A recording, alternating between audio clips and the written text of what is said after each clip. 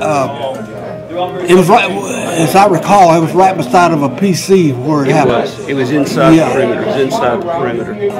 I don't know if you've ever heard this or not, but you were talking kind of out of your head a little bit.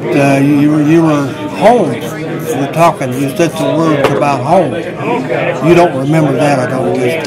I was awake. I remember most everything. I know when I went on, when they were putting me on the chopper, I was hollering something or other, and I can't remember what it was. I think they probably shot you up with the morphine. You're probably just talking out of your head a little bit. It could have been, but I remember going on. I remember seeing the guys just standing there staring. I figured, oh boy, they must be looking at something pretty bad to be staring there like that. So I remember it got your right leg, one of your arms too, didn't it? Yeah, it got both legs, and one of the friend of mine over there, Hinkle, John Hinkle, apparently found one of the legs and put it on the stretcher beside me. And for years, I thought that was a plasma bag.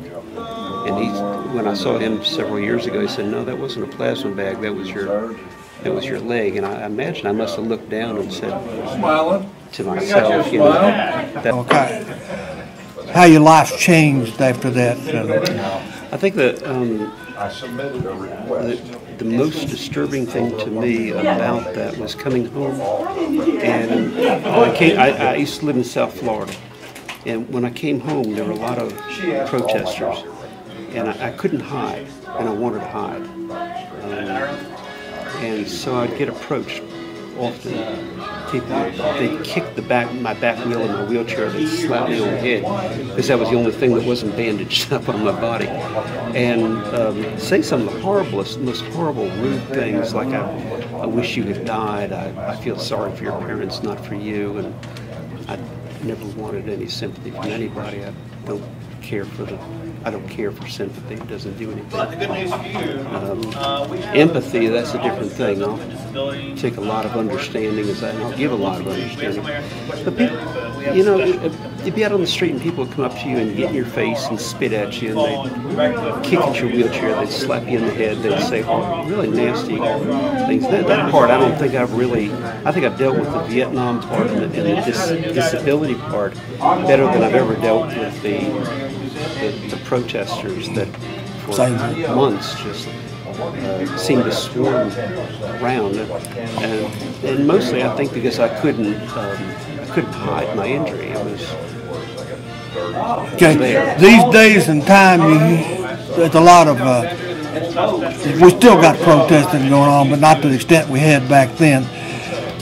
We hear people saying, "Let's go back into Iraq," or "Let's go kick," so to speak. When you hear all this, how do you feel?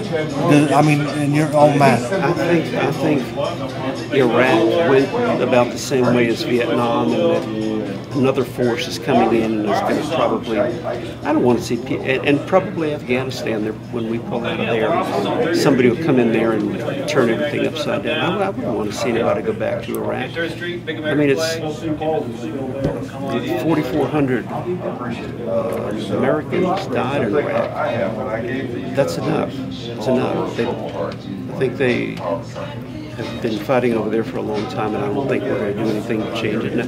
And if we spend another 4,400 or 5,000 American lives, plus that double the wounded, I don't know that it's going to do anything. If we do something, yeah, go back in, but I don't think it will. It's just my feeling. And I think that in Afghanistan, when we get out of there, the Taliban will probably come running back over them and take them out.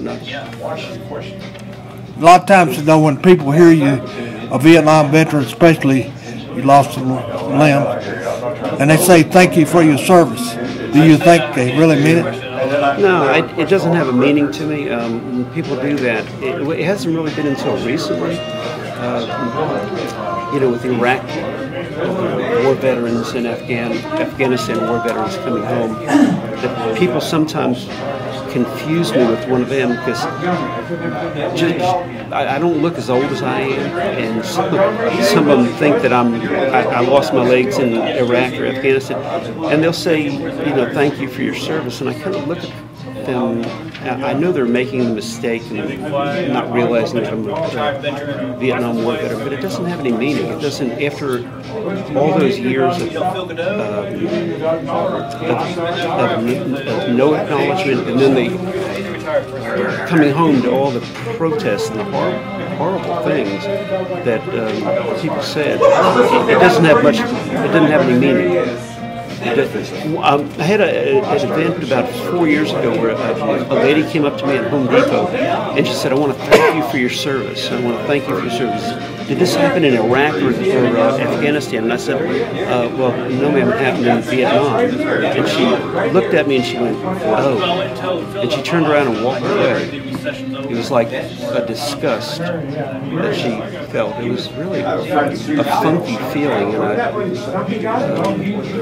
And so no, when people say, you know, thank you for your service, to me it doesn't, I know they mean well, but somehow there's a piece of it missing that doesn't get through. It's just been too many years. It's been, how many years has it been? 44 years or something like that. And I don't want to really be thanked. I didn't